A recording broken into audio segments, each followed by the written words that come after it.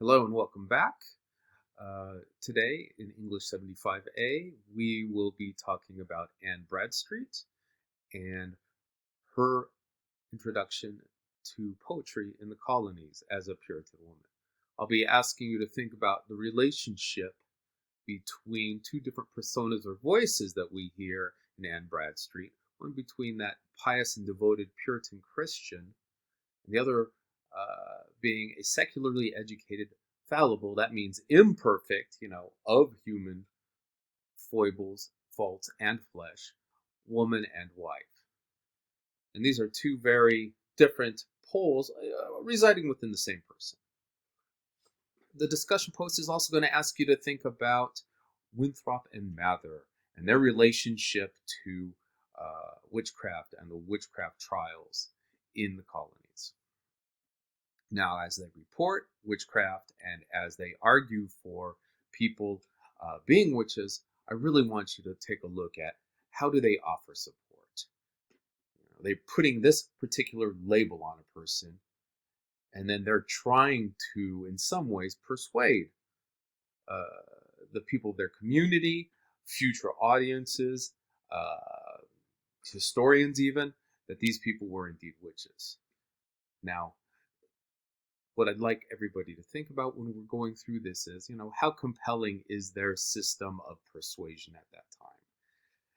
If you've been on the internet at all lately, it's really easy to label people and put people into certain boxes. But being able to prove they are what that name suggests is a little bit trickier, I think we'll find. And I'm going to ask you to think about the advantages regarding these methods of support that they use, and also the disadvantages.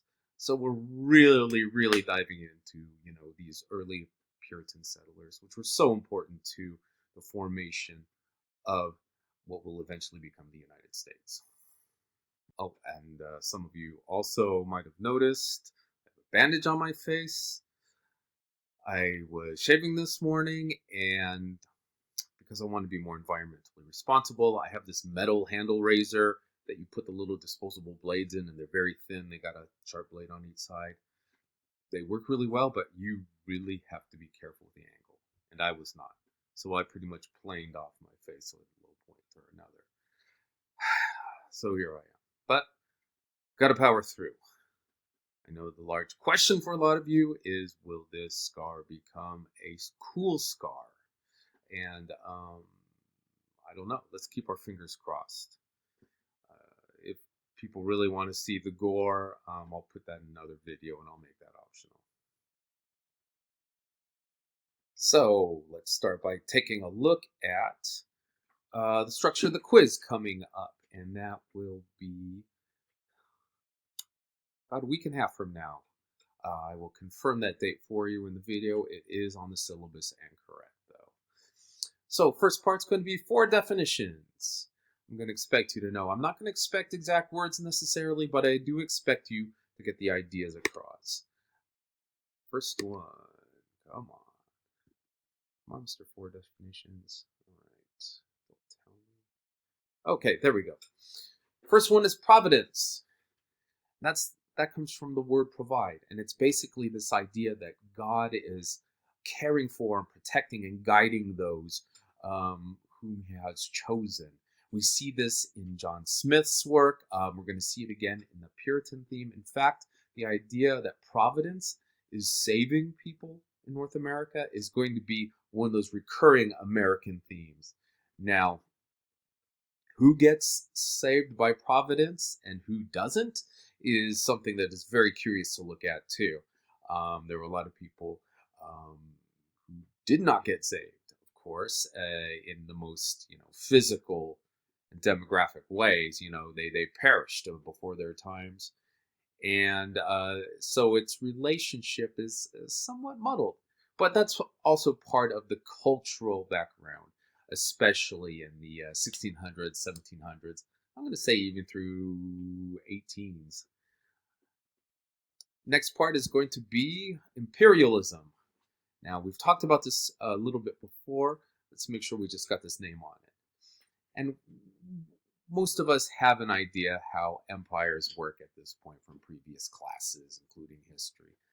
But again, it's all about extending rule and authority from one large constituency, whether it's an empire or a nation or a landmass, to other foreign countries or areas or regions, and basically holding colonies in that region. And dependencies, territories are sometimes used in that context as well. The idea that there's some larger governing body controlling a smaller region somewhere else, and if you really want to get into it, tapping it dry pretty much. There's no such thing as a colony that's really on equal footing with the imperial seat. And we can talk about that like all day long. Number 3, the trickster. And for those of you who've already watched the Native American trickster tale video, I've given you several points by which you can elaborate upon what a trickster is. Sometimes an obscene figure. He transgresses taboos, but he also helps to reinforce certain cultural norms and rules, breaks rules, but in some ways also provides like unifying force. Go back to that definition and make sure that you've got, I would say, 4 good points to be able to write about. Finally, Puritanism. Stay tuned. Coming up next, we'll talk all about Puritanism, and its relationship to the writers that we're looking at right now.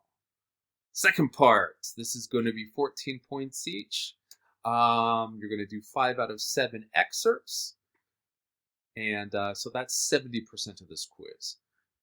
So you're going to be looking at 7 excerpts from the reading that we've done. I will give you the name. I will give you the title of the text. I will even give you the page number. Now, your job is to look at that passage and read it, and then comment with at least 6 sentences on the literary, aesthetic, cultural, historical, and or political significance of that particular excerpt or passage. Now, what I like about this part of the quiz is that I don't have one single idea in mind. This is a part of the quiz where you get to show me what you know and how you've applied your learning. So given the different ways that we've been talking about text so far, there are lots of different ways to get to those full points. And if you notice, I'm asking for at least 5 distinct and independent points. Notice that gets you to around 3 points each. So make sure you have 5 different things that you're saying about one or more of these categories: literary, aesthetic, cultural, historical, political. And once again, you get to choose 5 and leave 2 on the side.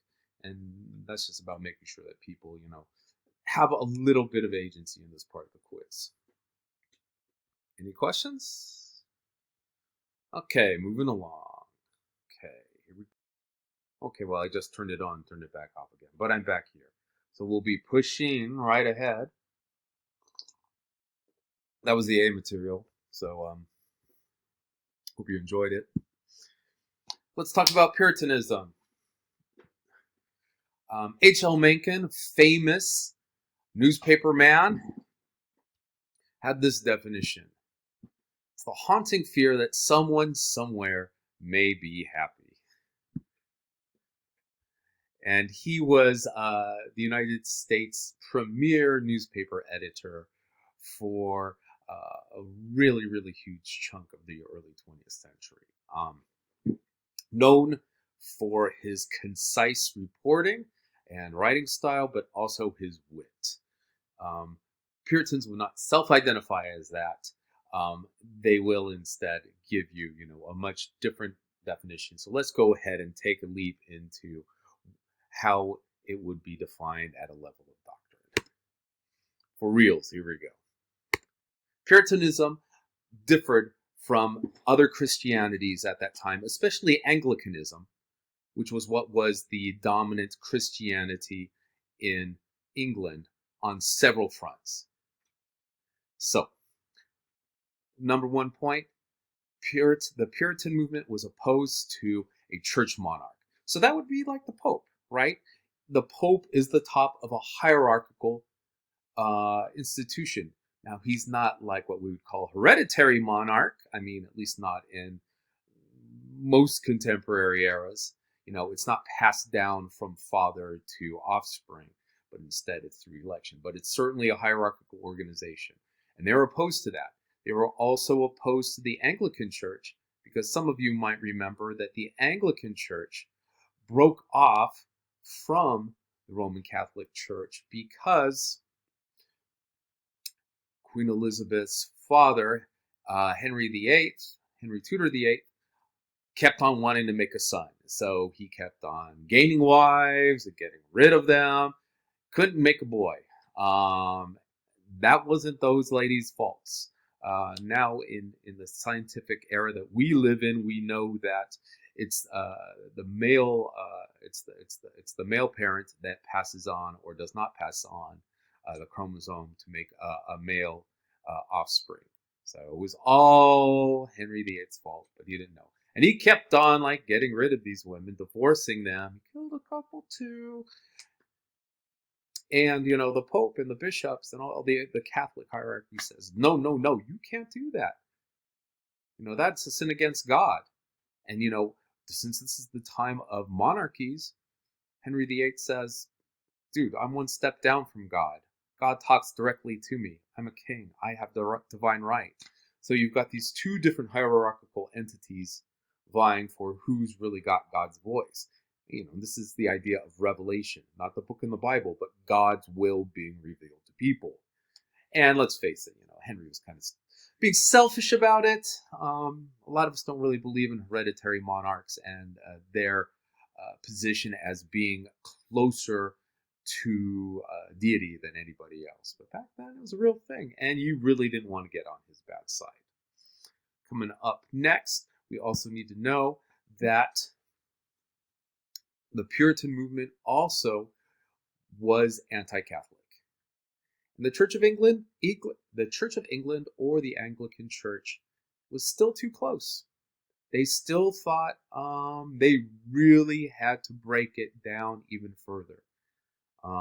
Because once again, you did have this hierarchy, and it went all the way up to the king or the queen of the time, but also through like a similar system of hierarchy, including archbishops and bishops, including, of course, the very famous Archbishop of Canterbury. Now, they also believed in simplicity in worship. In other words, don't make it fancy, don't make it ostentatious.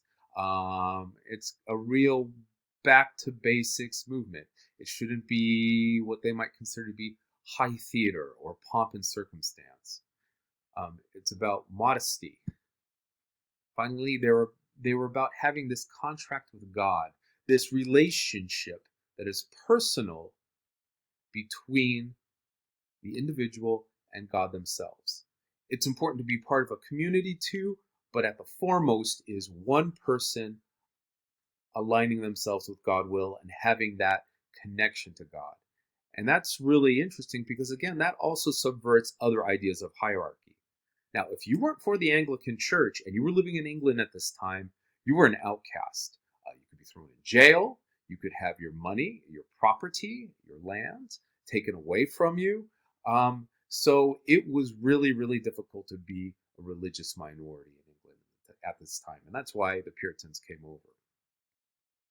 Even more interesting, I took a fascinating class on religious dissidents during this period of English history. And there are a bunch of other smaller movements like the Diggers and things like that. But it was impossible to even be an atheist at that time. The idea of not believing in a God wasn't even on the radar. And there's also this emphasis on literacy. If you're going to have a contract with God, you really have to be able to read that Bible yourself. And again, this is a really important staple point for these Puritans, and it helps make the English colonies expand and work far more successfully than a lot of the other colonies, the Spanish ones, the French ones, the Dutch up in New Amsterdam. Looks like we're running out of time. We'll continue with this in part 2.